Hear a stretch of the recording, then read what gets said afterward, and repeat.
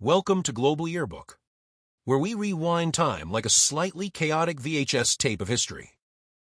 Today, we land in Mexico, 1971, a year of tension, transformation, and surprising cultural sparks. From political unrest to rock festivals in mountains, Mexico is rewriting itself in real time. In 1971, Mexico City witnessed one of its darkest political moments. The Corpus Christi Massacre, also known as El Halconazo. On June 10th, student protesters were attacked by a paramilitary group called Los Halcones, shaking the nation and exposing the fragile promises of democratic reform under President Echeverría.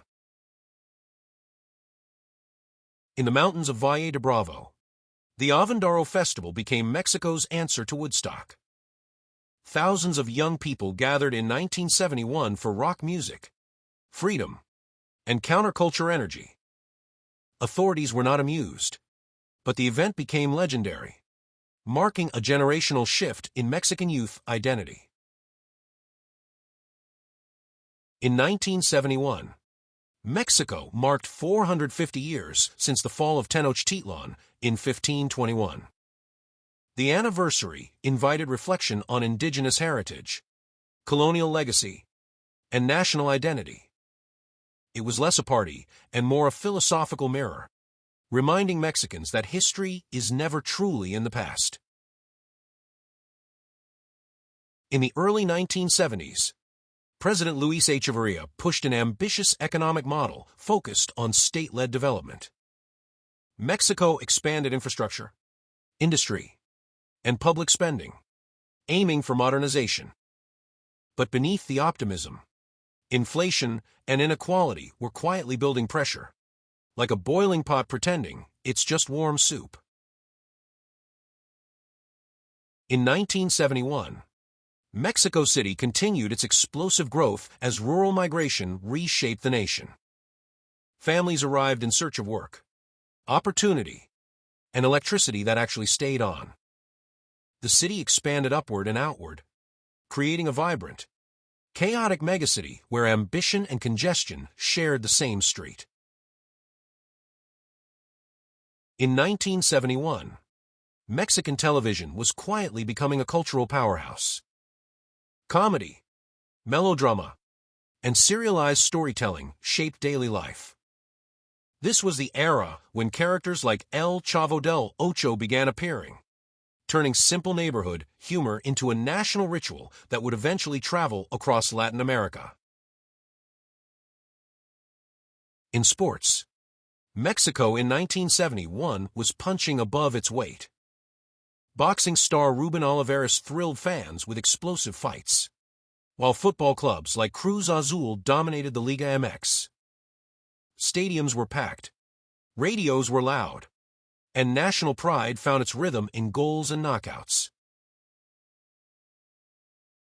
In 1971, Mexico's scientific and industrial ambitions were growing fast.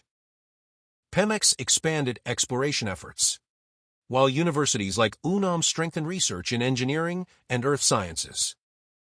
Though not yet a tech superpower, Mexico was quietly building the foundations of future energy and scientific development. In the wake of 1968, student activism still shaped 1971 Mexico. Universities like UNAM balanced expansion with political sensitivity, as youth demanded more voice in society. Education became both a promise of mobility and a stage for ongoing debates about freedom, authority, and national direction.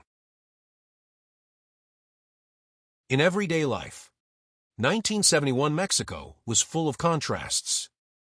Traditional markets alongside modern supermarkets, black and white TVs slowly becoming color, and families gathering around shared stories. It was a country in transition, where optimism and uncertainty danced together in living rooms across the nation. In 1971, Mexico was not standing still. It was arguing, dancing, protesting, building, and reinventing itself all at once. From political trauma to cultural explosion. From ancient anniversaries to futuristic ambitions. The country was everywhere at once. And maybe that's the real headline. Mexico was becoming many Mexicos. Simultaneously. Thanks for watching Global Yearbook, where history doesn't sit quietly. It turns up the volume and refuses to leave early.